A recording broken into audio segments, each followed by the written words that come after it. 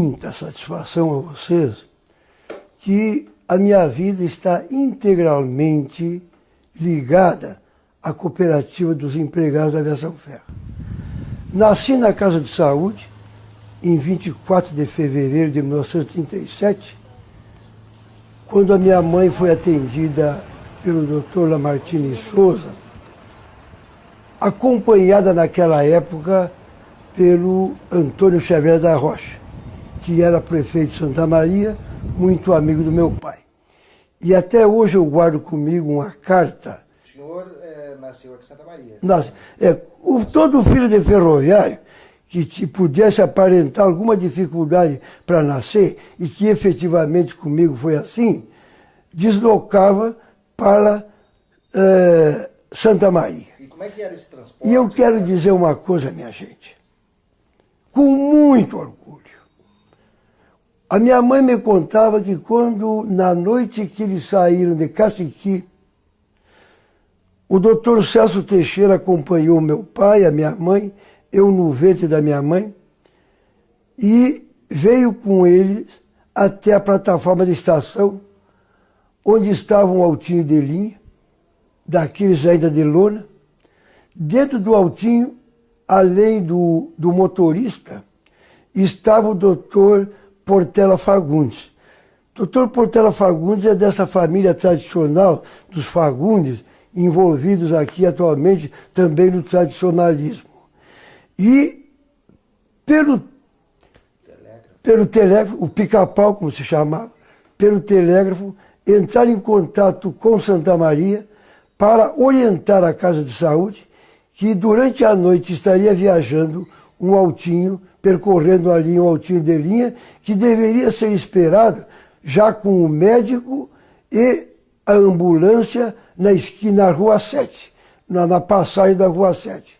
A minha mãe me contava que, já amanhecendo o dia, o altinho de linha estacionou no cruzamento da Rua 7 e o doutor Lamartine Souza estava de pijama e listado, não com a ambulância ali, e a minha mãe passou do altinho de linha, que veio acompanhada, o altinho de linha veio acompanhado pelo doutor Portela Fagundes, e a minha mãe passou do altinho para a ambulância e foi levado para a Casa de Saúde. Foi levada para a Casa de Saúde. Portanto, o meu nascimento, há 70 anos atrás, envolveu 3 médicos acompanhando. O doutor Celso, o doutor Portela Fagundes e o doutor Lamartine Souza. E também teve assistência durante o parto do doutor Antônio Xavier da Rocha, que era médico, mas pelo que eu sei, tinha mais uma atividade política em Santa Maria.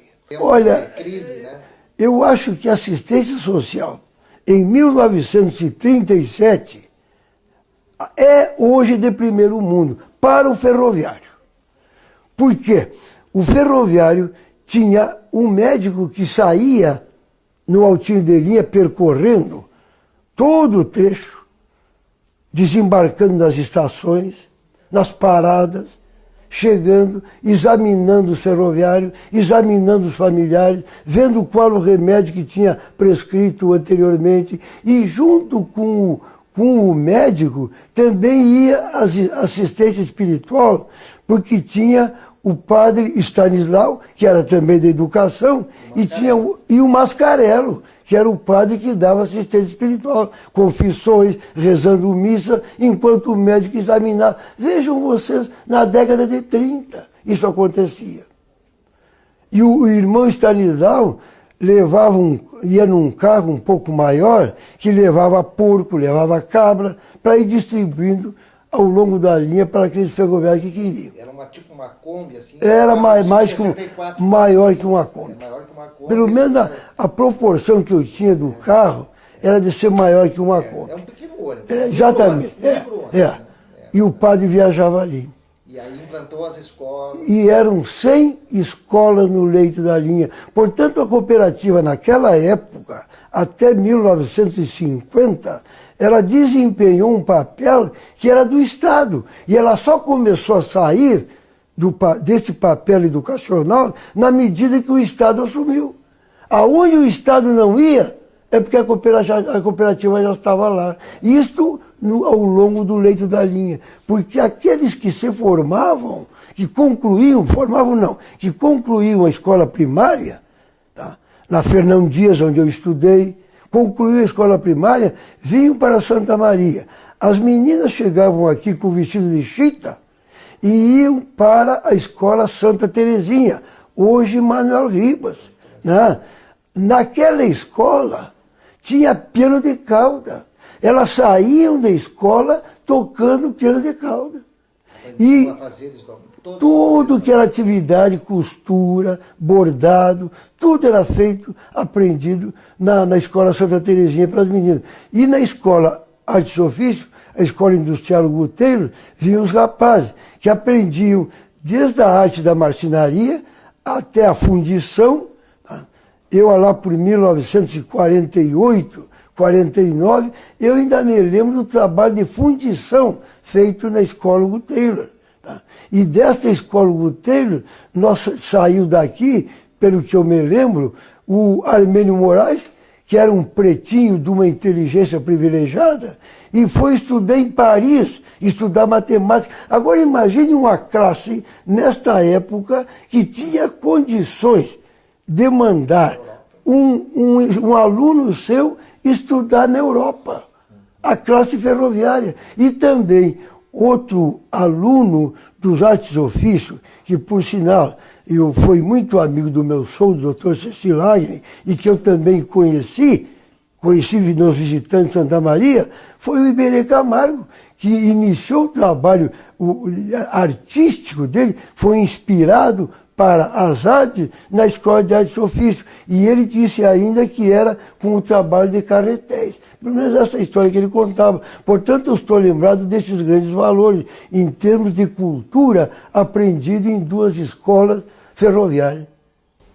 Exatamente. E ao longo da ferrovia também se desenvolvia a campanha alimentar, a questão das hortas, a questão das cabras, né, para os ferroviários terem o leite, terem os vegetais. Conta-se que o irmão Stanislau também foi o introdutor do feijão soja aqui no Rio Grande do Sul. Olha, eu quero dizer uma coisa. Isto eu estou lembrado. Porque quando eu ouvi falar em soja, já depois da década de 50, por incrível que pareça, o primeiro homem que eu ouvi falar em soja no Rio Grande do Sul foi o irmão Stanislau. E ele dizia que do soja se fazia bolo, do soja se fazia comida salgada, do soja se tirava o café, se tirava tudo daquilo ali, tirava o leite. E eu me lembro que num caminhão, na plataforma de um caminhão, num desfile de 4 de setembro, porque naquela época a mocidade desfilava no dia 4 de setembro e o exército no dia 7, o irmão Stanislau desfilou na Avenida Rio Branco com um primeiro caminhão com produtos tirados do soja. Ninguém falava no soja, porque também ainda havia uma esperança grande no trigo. Houve aquele caso onde uma crise séria que ocorreu em razão de uma manifestação um pouco delicada do Assis Chateaubriand em Passo Fundo, quando ele disse que o gaúcho deveria parar de plantar trigo e tratar de plantar capim, porque tendo capim, o Rio Grande poderia importar o uísque da Escócia e mulheres da França. Ora, para o bispo que estava lá foi uma barbaridade. Desastre. Olha, ontem mesmo em sala de aula, eu comentava da necessidade que a criança tem do leite até a idade dos 6 anos. Então vejo o irmão Stanislau, não só através da cabra, como também do soja, ele se preocupou muito com a alimentação da criança ferroviária. Da formação. Além da cultura, a alimentação. Foi algo assim maravilhoso. Então, tudo isso nos agigantou. Eu desconheço, não existe na nossa história uma estrutura social tão bem organizada como a estrutura ferroviária. Na Caturrita tinha uma chácara que fornecia mudas também, que iam ao longo para a formação de pomares. Lá é a chácara, parece que o nome é São José. Ainda existe ali. Ainda tem o pórtico ali. Tá? Exato. Fábrica de tela. Bem, matéria de fábrica... A cooperativa, né? Sim, eu digo mais. Fábrica de bolachinha, fábrica de café, fábrica de sabão, fábrica de camisa. Olha, a cooperativa chegou a ter uma dúzia de alfaiates. De alta qualidade. Alfaiates de alta qualidade. Roupa feita na cooperativa. Exatamente. Tudo isso existiu. E como é que surgiu a cooperativa da Aviação Ferreira, assim, nas suas lembranças? Senhor... Bem, a cooperativa foi fundada, vamos comemorar agora no dia 26 de outubro, 94 anos. E toda a nossa sociedade santamariense devemos nos empenhar para que, pelo que eu estou lembrado agora no momento, 2 empresas e um time de futebol se aproximam dos 100 anos. A Cooperativa da Aviação Ferreira, em 2013, completa 100 anos. A Fábrica Cirila, em 2010, completará 100 anos. E o Rio Grandense Futebol Clube também se aproxima dos 100 anos nos próximos anos. O Rio Grandense era da cooperativa? Hein? O Rio Grandense era da cooperativa? Ora, o Rio Grandense era da cooperativa e o Internacional era do Correio. Eu cheguei a ter, problema na Justiça do Trabalho, gente que, para provar que foi empregado da cooperativa e com isso poder computar no tempo de serviço para a Previdência Social, trouxe para a Justiça do Trabalho a ficha dele de jogador do Rio Grandense. Porque naquela época, todo jogador do Rio Grandense era empregado da cooperativa. E todo jogador do Internacional era empregado do Correio. Assim se formaram. E houve divergência séria entre eles. Não. E a cooperativa tinha o seu armazém central em Santa Maria e tinha, hoje existem as redes, mas já era uma rede porque tinha armazéns ao longo das principais cidades do estado, cidades polo, né? Tá, eu devo dizer que me perguntou a respeito da fundação. A cooperativa foi fundada no dia 26 de outubro de 1913. O fundador foi Manuel Ribas, Augusto Ribas, e naquela época era tão elevado o fornecimento de alimentação a toda a cidade de Santa Maria, que o número limitado até de associados, como tinha o retorno, a sobra havia retorno, e esse retorno era distribuído de acordo com o volume de compra que as pessoas faziam, que determinadas pessoas que autorizavam toda a população a vir comprar na casa da cooperativa, este retorno deu tanto dinheiro que eles chegaram a fazer fortuna na época. Teve gente aqui que parte de um bom patrimônio adquirido, pelo que eu sei, de campo, que foi adquirido em razão das sobras que eram distribuídas e que ele, como associado, recebeu sobras e comprou o campo. Os dividendos. E dos dividendos, que eram distribuídos entre os associados. Então a cooperativa foi fundada pelo Manuel Ribas e pelo Augusto Ribas e outros diretores. Né? Quero aproveitar para dizer que a cooperativa, nesta oportunidade, ela chegou a ter 2 governadores de estado. Um deles foi o Manuel Ribas, que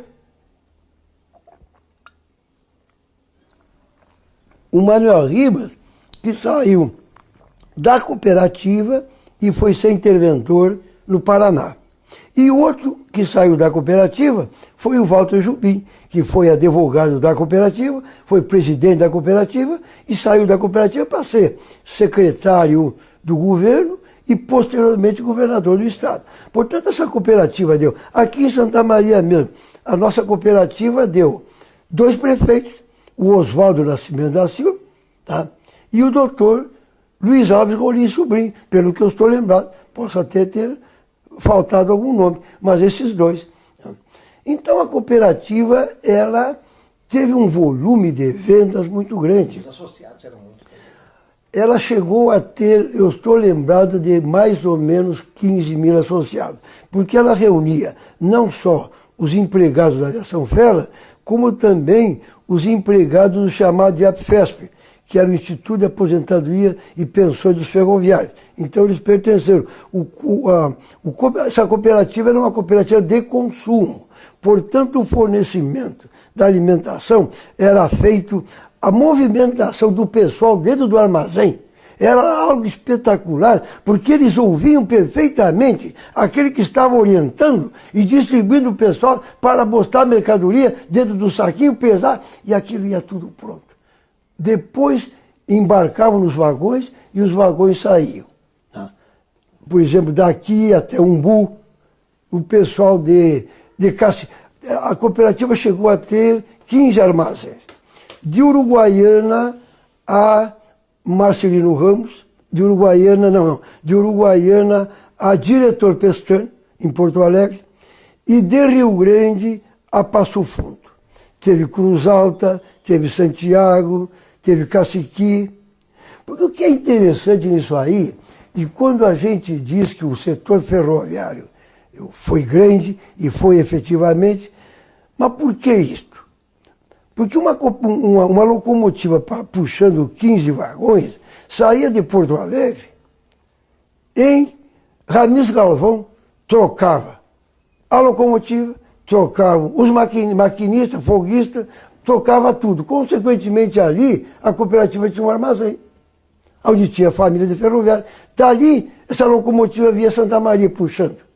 Santa Maria, Caciqui. Caciqui e Alegrete. Tinha armazém da cooperativa em Alegrete. De Alegrete e Uruguaiana. Tinha armazém da cooperativa em Uruguaiana. Bagé, Rio Grande, Pelotas, São Borja. Não, São Borja não tinha. Santiago tinha. Santiago tinha. Então ela tinha armazém em toda parte. Consequentemente, o movimento dela era muito grande. Eu ainda estou lembrado que uma vez eu conversando com meu pai, ele me disse que o orçamento da prefeitura de Santa Maria, lá pela década de 50, era a metade do movimento financeiro da cooperativa da Aviação Ferro. Mandava na cidade. Hein? Mandava na cidade. Exatamente. O movimento, ela mandava praticamente no Banco do Estado, quase. Porque o movimento era tudo pelo Banco do Estado. E quando o governo atrasava os repasses para a cooperativa, ela vivia sozinha? Teve duas situações. Uma, a história me contou. E a outra eu presenciei. Aliás, três situações eu presenciei que me marcaram profundamente. Uma foi a história. Dizem que a dívida do Estado para a cooperativa foi se avolumando, crescendo, porque a cooperativa fornecia, tinha que ser descontada em folha, tiravam, portanto, a cooperativa não recebia, continuava fornecendo, e o Estado não reembolsava a cooperativa. Em determinados momentos, vamos haver um acerto de contas. O que o Estado deve para a cooperativa? Deve tanto.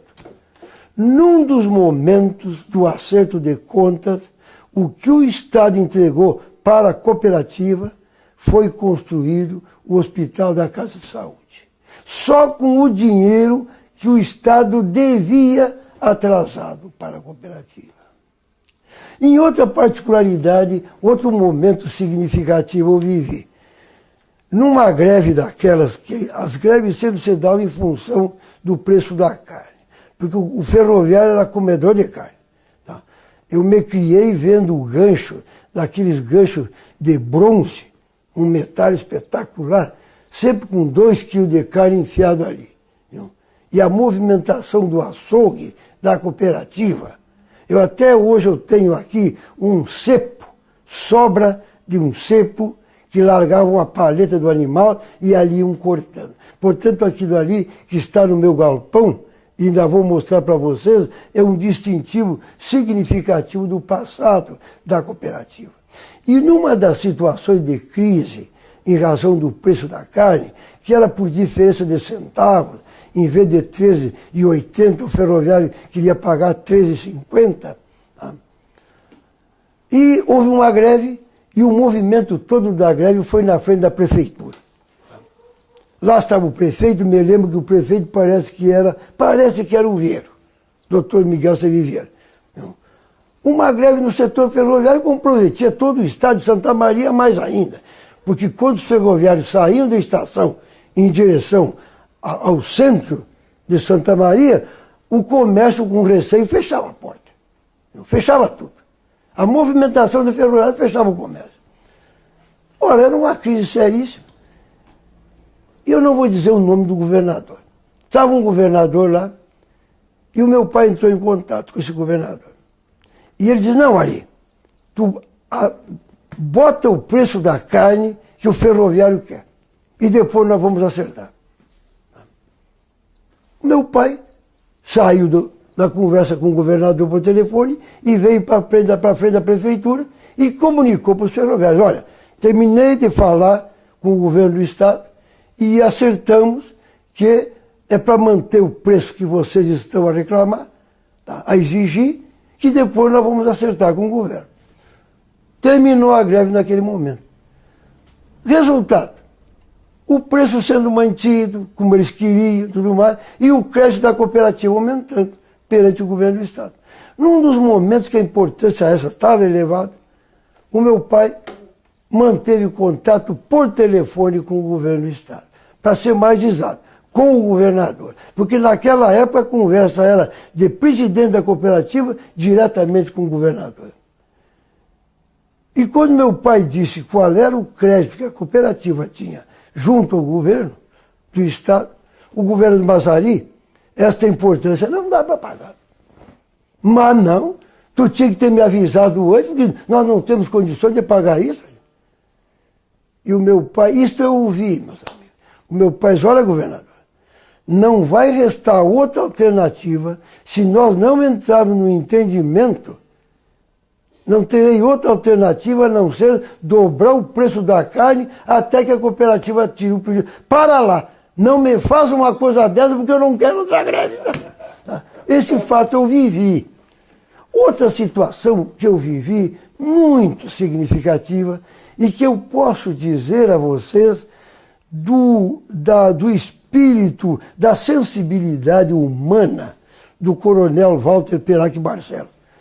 O Perac Barcelos tinha um jeitão assim, de homem da brigada. Ele era um brigadiano, daquele brigadiano estilo antigo, jeitão largado, empolgado.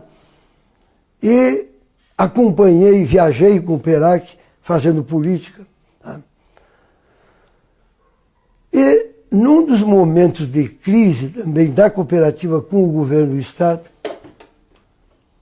o governador, o meu pai em contato com o governador, que era o Perac, estavam tratando da possibilidade do prédio do Santa Terezinha ser transferido para o estado.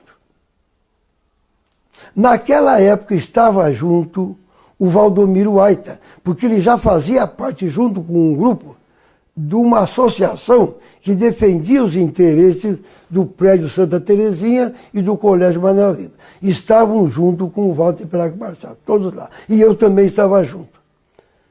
Então, um dos representantes da Secretaria da Fazenda, sentado ali junto com o governador, eu me lembro que era um homem relativamente moço, mais velho do que eu, mas moço. Ele chegou e disse, mas governador, é muito fácil você transferir o prédio do Santa Terezinha para o governo do estado. Basta o governo do estado desapropriar e trocar pelo crédito que o governo tem em ICM, que a cooperativa deve. E o Perac chegou, teve até um gesto um pouco grosseiro. Eu me lembro, estou enxergando, porque empurrou o rapaz. Tu não conhece a história da cooperativa para fazer proposta dessa natureza. Nós estamos aqui para acertar outra modalidade. Minha gente, eu marquei aquele momento, porque ele teve a sensibilidade de um homem que não estava apenas preocupado em tomar conta de um prédio, mas ressarcir uma história toda do Rio Grande do Sul, aonde a cooperativa participava daquela história. E o prédio do Santa Terezinha foi desapropriado com avaliação feita não só por pessoas do Estado, como também avaliação feita por gente indicada pela cooperativa e acompanhados pelo Valdomiro Aita. E o Estado pagou a cooperativa o que devia em razão da compra do Santa Terezinha. Isso eu estou lembrado. Portanto, foram momentos assim marcantes. Eu saí de Caciqui trazendo um baú, compreende? Um baú com a minha roupa, para vir interno para o Colégio Santa Maria. Eu me lembro que naquela época eu desembarquei do trem, viajava um trem de início de março, era toda a mocidade, em 12 vagões, viajava uma mocidade maravilhosa, 12 vagões, era uma festa. E eu com aquele baú, atado no baú vinha um mosquiteiro, eu com toda a minha roupa ali dentro, com o número 188, eu estava vindo interno. Desembarcamos aqui, um Studebaker, vermelho, que era um carro de luxo na época, que estava no táxi, né? Carro de praça que nós chamávamos. Eu peguei aquilo ali, acompanhado do meu pai, e quando nós chegamos no Colégio Santa Maria, tinha um pórtico ali, entrada dos alunos. Eu vi que só disseram assim, este vem pela cooperativa. Nós vimos internos, e quem assumia a responsabilidade de pagamento, de desconto, de tudo, era a cooperativa. E era cara essa mensalidade, né? Mensalidade cara. E dali descontavam depois do associado. Isso aí era uma maravilha. O que saiu, as pessoas, os valores de homens com H maiúsculo, que saíram da escola Arte e Ofício. Eu me lembro de cartas trocadas entre o meu pai e o Dr. Bastos, que criou a Ipiranga. Claro, o meu pai jogou tênis com o Dr. Bastos em Caciqui, porque o Dr. Bastos foi engenheiro da Aviação Ferra em Caciqui, e ele deixou a Aviação Ferra para ir organizar a Argos em Uruguaiana. Depois da Argos, surgiu a Ipiranga, quando ele se deslocou para Rio Grande. Então, o meu pai trocava correspondências com o Dr. Bastos, o meu pai como presidente da cooperativa e o Dr. Bastos como diretor, presidente da Ipiranga, e o meu pai relacionava o número de formandos, os tipos de profissão que tinham optado e saído aqui da Escola de Arte e Ofício, e o Dr. Bastos me dizia de lá, manda todos para Rio Grande, que estão todos empregados. O que tem de gente saída do Arte e Ofício, com vida organizada e vida bem montada em Rio Grande, é algo impressionante. Por quê? Porque a cooperativa, a Escola de Arte e Ofício, largava já direto para Rio Grande. Profissional pronto. Pronto, prontinho. Artífice. Mas, minha gente, aquilo feito pelo professor Romano. Ele era um mestre. Um mestre. Era o artista. Da parte de marcenaria. Marcenaria e a parte também de desenho e a parte de fundição. As coisas mais difíceis do Estado vinham para a Escola de Arte e Ofício porque o Romano arrumava. Peças. Ele montava, ajeitava. Então, isso tudo eu vivi. Tudo isso aí foi. Então, a cooperativa forneceu esses valores todos. O ferramental que tinha também era de primeiro mundo. Primeiro mundo.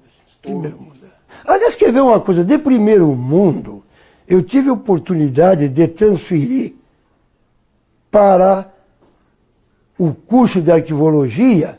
Eu levei para o curso de arquivologia os jornais que vinham da Europa, vinham da França, para a cooperativa, em 1918. O papel é perfeito até hoje.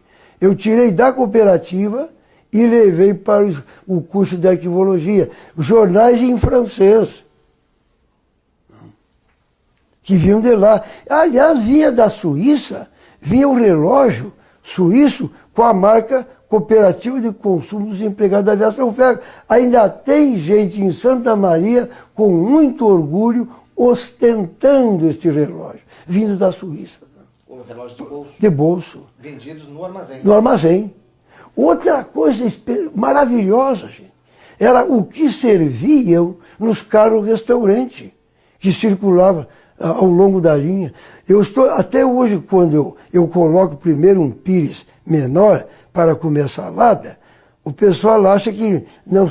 Mas ocorre que isso aí eu aprendi, porque nos carros-restaurante vinha, digamos, uma bateria de pratos, 4, 5 pratos empilhados. Em cima, o prato de sopa, e dentro do prato de sopa vinha um pratinho menor onde serviam a salada. A gente comia a salada, as toalhas todas de linho, os garçons todos de roupa de casaco branco, viajando, as mesas com flores, tudo iluminado. Isto eu vivi, eu acompanhei. Então, nossa primeira salada, depois a sopa e depois todos aqueles pratos que estavam embaixo, prato por prato era servido no vagão. E o Edemundo Cardoso contava que eles costumavam sair no trem noturno, que saía em torno de 21 horas, saía de Santa Maria, eles viajavam daqui no noturno, no carro-restaurante, e iam tomando vinho francês no carro-restaurante, até Cachoeira. Em Cachoeira eles desembarcavam, aproveitavam um pouco da madrugada lá por Cachoeira e voltavam para a estação e pegavam o trem noturno que vinha de Porto Alegre para Santa Maria, também embarcavam no trem, no vagão-restaurante e vinham tomando vinho francês até chegar em Santa Maria. Sendo que em determinados momentos, isso me disse o Edemundo Cardoso, já ficava marcada a vinda do Hernani Vanacor, que era um ferroviário, poeta que até hoje o Pedro Freire ainda declama, aquela Mães do Mundo, sobre uma história, uma poesia belíssima, evocando as mães em relação à época da guerra, Mães do Mundo, do Hernani Vanacor. Ele era um poeta ferroviário, e eles vinham junto com o Edemundo Cardoso bebendo, e aqui estava na plataforma da estação, com o violão na mão, estava o Sr. Torquato Cruz para completar a fusarca. No resto da pouca madrugada que sobrava, amanheciam na festa. Já estava amanhecido. Exatamente. Só tomando vinho francês nos trens. Isso, toda essa história faz parte dessa maravilha toda chamada Cooperativa dos Empregados da Aviação Ferro. Aliás, tem uma coisa muito interessante. Numa determinada oportunidade, porque o Manuel Ribas tinha tanta autoridade aqui no Estado, que, isso também a história me contou, que num determinado momento, quando estava para faltar lenha, para o fornecimento da lenha aos associados, o Manuel Ribas foi na estação, disse: olha, eu estou precisando que venha no mínimo 3 vagões de lenha da serra. Mas olha só, o único trem que está para vir agora da serra para cá é um trem de passageiro. Então vocês emendem, botem os 3 vagões com lenha no trem de passageiro. Mas não pode vir lenha com trem de passageiro. Diz que quem mandou fazer isso foi o Manuel Ribas. E o trem tem que chegar com 3 vagões. Então ele mandava. E o Getúlio era muito ligado ao Manuel Ribas. Prova está que quando o Getúlio assumiu o comando como ditador do país, o Manuel Ribas foi como interventor no Paraná. E o Paraná se desenvolveu também em função da grande capacidade do Manuel Ribas. E no encontro, quando o Getúlio esteve visitando a cooperativa aqui, ele vendo a grandiosidade, a perspectiva, o futuro que a cooperativa apresentava, ele disse: mas Maneco, ele chamou assim, Maneco, o que tu imagina de tudo isso, dessa grandiosidade? Diz: olha, isto aqui, vai ser como a própria natureza nos apresenta uma árvore.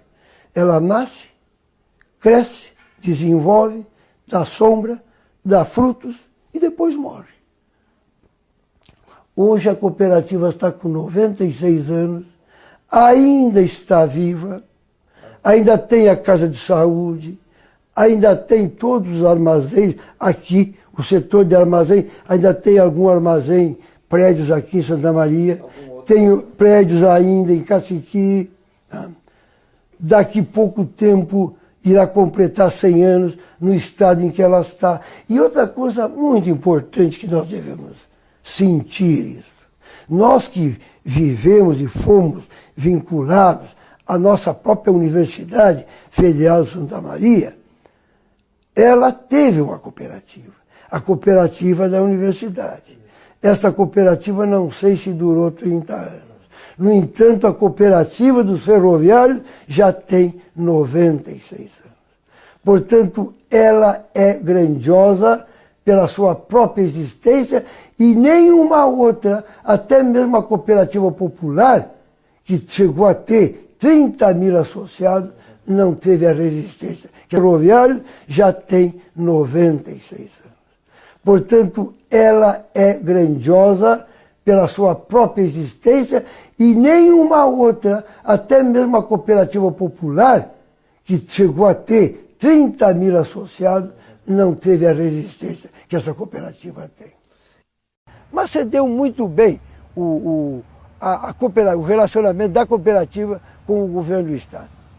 Me perguntasse também a respeito do período revolucionário, a Revolução de 64. Como o período logo após a Revolução de 64, tendo em vista o significado ainda que tinha o setor ferroviário para o governo revolucionário e a cooperativa particularmente para o governo revolucionário, e tendo em vista que naquela época o setor ferroviário representava no Rio Grande do Sul mais ou menos de 14 a 15 mil empregados, indiscutivelmente para o chamado poder revolucionário, a cooperativa se tornou um ponto importante a ser ocupado. Eles estavam ocupando municípios até de expressão pequena em zona de fronteira e botando interventor. Imaginem vocês o que representava a cooperativa. Então convidaram o coronel Dátilo de Lourenço de Maciel. Não te lembra esse nome? Não. É. Então convidaram, naquela época ele, como era militar, foi convocado pelo Exército para assumir a intervenção na cooperativa da aviação ferro. O coronel Dátilo de Lourenço de Maciel. E este coronel informou ao Exército que só assumiria a intervenção da cooperativa se pudesse estar acompanhado pelo Ari Lagreia Domingues.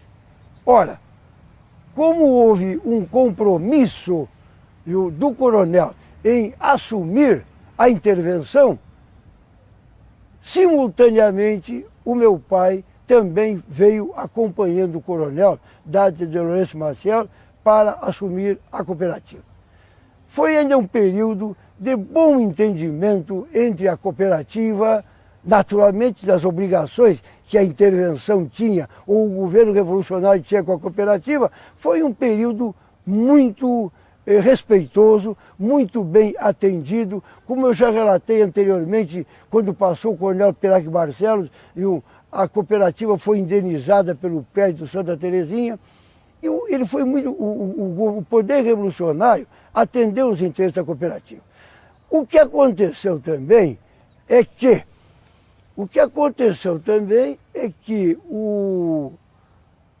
naquela época já começou a ser desativado o movimento ferroviário. Por quê?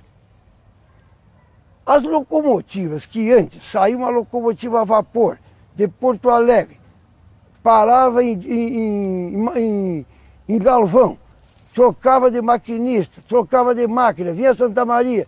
Ora, depois ia até Caciqui, de Caciqui, Uruguaiana. Quando veio, isso mudou tudo, porque vieram as locomotivas a óleo. que faziam o percurso de Porto Alegre a Uruguaiana e retornavam a Porto Alegre. Ora, mudava apenas uma equipe de maquinistas. Já não tinha mais gente necessária para movimentar essa locomotiva. Ela fazia uma viagem já levando, em vez de 14, 15 vagões, já levavam 50 vagões e atualmente levam 80 ou mais de 100 vagões. 3, 4 locomotivas com 1 ou 2 pessoas dentro de uma máquina dessa. Isto, naturalmente, qual foi a decorrência? A redução do quadro ferroviário. De 14 mil empregados, paulatinamente ela foi sendo desativada. Foi sendo desativada. Ora, hoje, pelo que se sabe, não existe 500 empregados no setor ferroviário em Santa Maria. Não existe 500 empregados. Ora, como é que 500 pessoas podem manter uma cooperativa do padrão da nossa, que tinha 13 armazéns no longo da estrada? Tinha 80 escolas ao longo da estrada. Tinha praticamente mais de uma quadra, e ainda tem mais de uma quadra. Tem esta casa de saúde que está aqui. 400 pessoas não pode manter. Então, o que está ocorrendo hoje? Um quadro social muito diminuído, quase que um quadro social histórico, porque não tem mais nem o setor de consumo, a cooperativa não se transformou, poderia ter se deixado de ser uma cooperativa de consumo dos empregados da aviação ferroviária para ser uma cooperativa de consumo dos professores universitários, já seria bem maior do que com 400 pessoas que são o quadro ferroviário hoje. Então isso foi sendo desativado e essa deve ter sido a causa essencial, isto é, o quadro social desapareceu.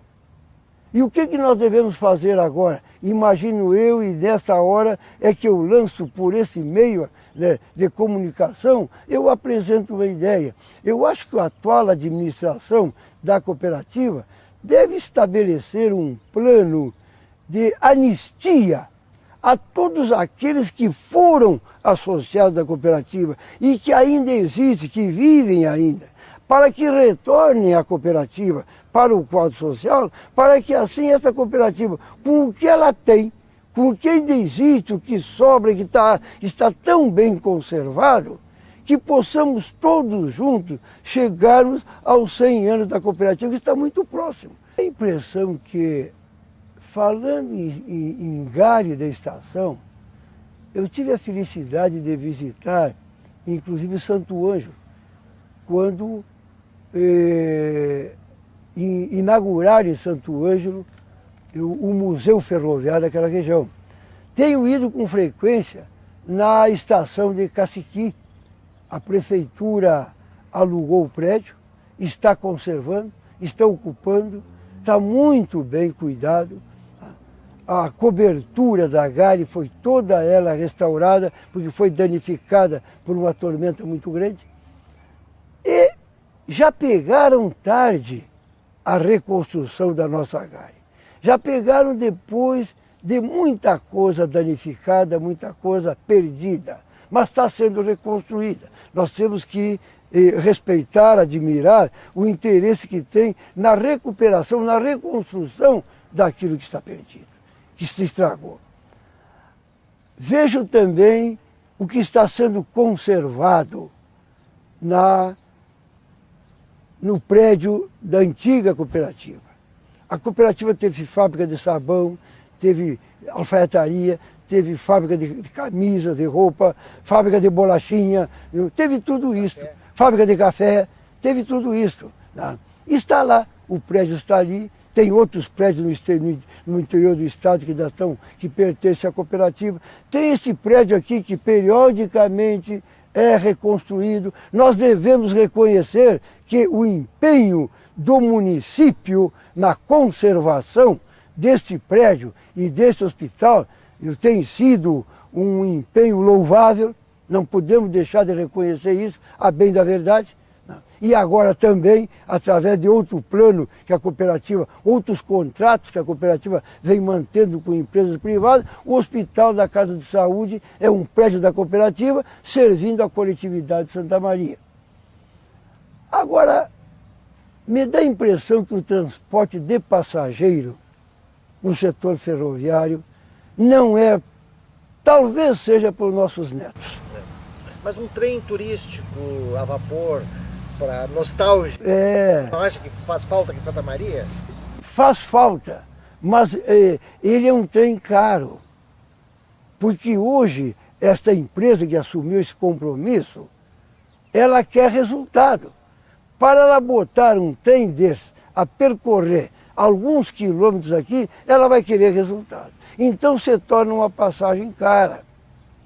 E aliás, digo mais, eu tive a felicidade de promover há 11 anos atrás uma viagem com 4 vagões da aviação ferra, 200 passageiros, fizemos a chamada Viagem da Saudade entre Santa Maria e Caciqui.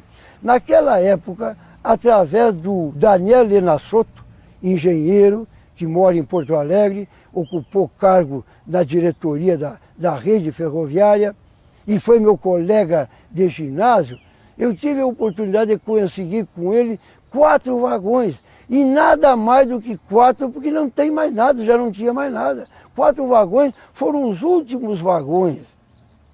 Ele me colocou até 2 locomotivas, se falhasse uma, entraria a outra em funcionamento. Fizemos uma viagem histórica, de saudade, uma recepção maravilhosa. Foi a penúltima viagem, digo, a penúltima, porque a última viagem foi a própria rede ferroviária que promoveu, num percurso direto de Porto Alegre a Uruguaiana, ida e volta.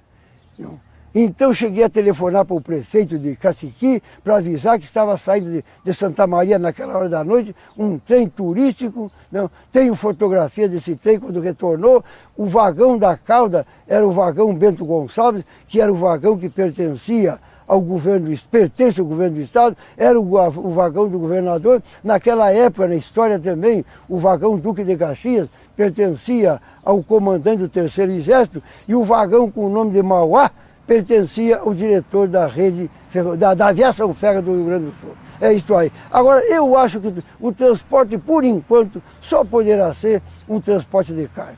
Mesmo porque dificilmente uma locomotiva pode desenvolver mais do que 50 km por hora no percurso dentro com essa infraestrutura ou com esse trilho, exatamente.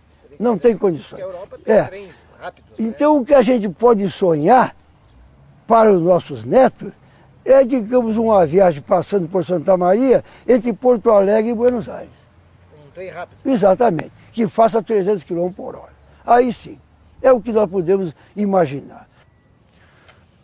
A mensagem que eu desejo transmitir é de gratidão.